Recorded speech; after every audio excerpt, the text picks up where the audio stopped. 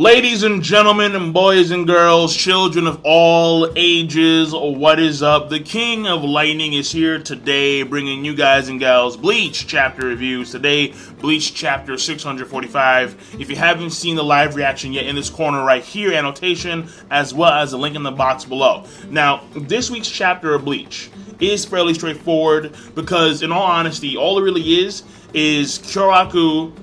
Well, it's Kuro in general, just setting the groundwork for this battle between Kyoraku and Barou. And then you have, at the end of the chapter, Kyoraku announcing, like, now the fight's going to be, taking place in full. It's going to be fully flushed out, because they're going to play until one of them dies. Now, first of all, the chapter is not only a framework for the battle, but also it's kind of informative, because they do introduce a whole new, well, I think it's new, or maybe it's, it's not really new, but it's explained in greater detail, because we knew that Shinigami, Quincy, Arrancar, they could sense one another's like Reiatsu and Reishi, but it's explained how what does this is something called the Reikaku, which, because Barou is actually a fairly powerful person, one of the games that Kyoraku is playing, the Kage-o-Kuri game, that game is more effective because the shadow image, the shadow clone, Kage-bun, is far more detailed than when it comes to a weaker opponent who is not rocking such a very strong Reikaku. So that's explained, and now you have Barou having to deal with two of the games that Kyoraku is playing simultaneously. Or, well, either it's simultaneously or it's one after the other. Like, either he has to play one game at a time, and these games happen to, like, appear randomly, or it's more so he has two games playing at the same time. So he has Dharma-san Fell Over, and then he has Kage-o-Kuri. So I'm not too sure about the details of that. I'm pretty sure it's simultaneously, but I could be wrong.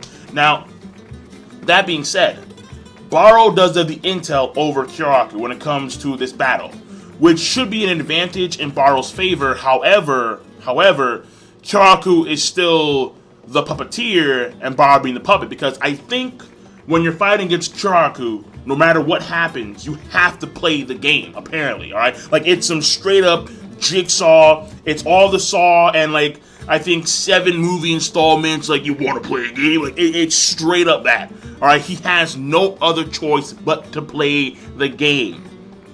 And, like, to me, it's kind of weird, because, like, why don't you just say, if Barou were to say, screw the game, I'm done. I'm just gonna kill you.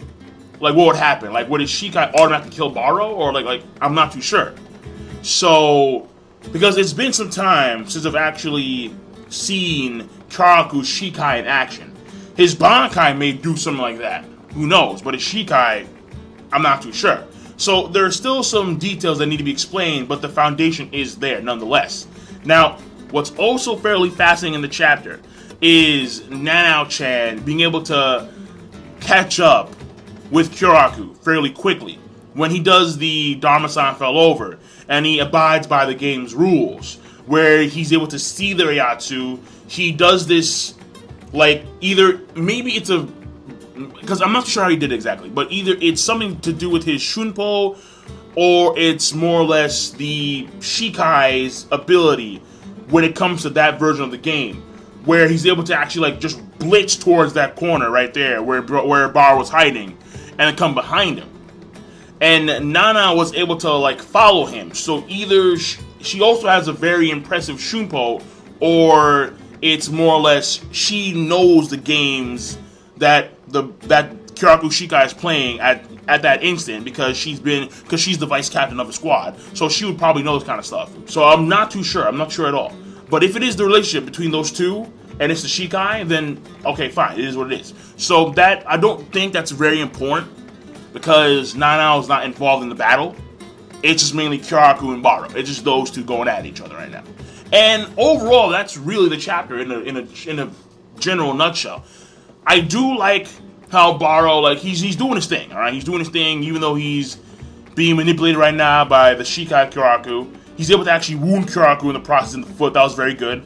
the Kage Oni thing didn't fully work on him because, again, he has the intel. That was actually a very nice dodge too. Like the way he took his left leg, he did this really insane kickback, and he's like facing like horizontally towards the ground. He's able to shoot the shadow, and Kyoraku jumps out. He thought he dodged, no, in the foot. So that was very good on Baro's part, honestly. And Baro, even though he's doing fairly good so far, he's still being surprised from the back. All right, like it's a Kubo thing, man. Like constantly, there's always what? Like there's always someone on your back, bro. It's like if someone could just turn around at like the right moment in Bleach, they would be God tier. Guarantee you, they would be God tier in Bleach. All you gotta do is, no. I saw that shit coming to my way, bro. Yeah. No, like I know how Kubo rolls. All right, straight up. So either that, or they have like another set of eyes in the back of their head. You're God tier in Bleach. Over. Because this happens constantly. Baro has like, within the course of like these past 2 or 3 chapters, no, 2 chapters, Baro has had like 15 surprise faces. Like, oh my god, like, oh. I'm like, dude, what the fuck, man? Seriously.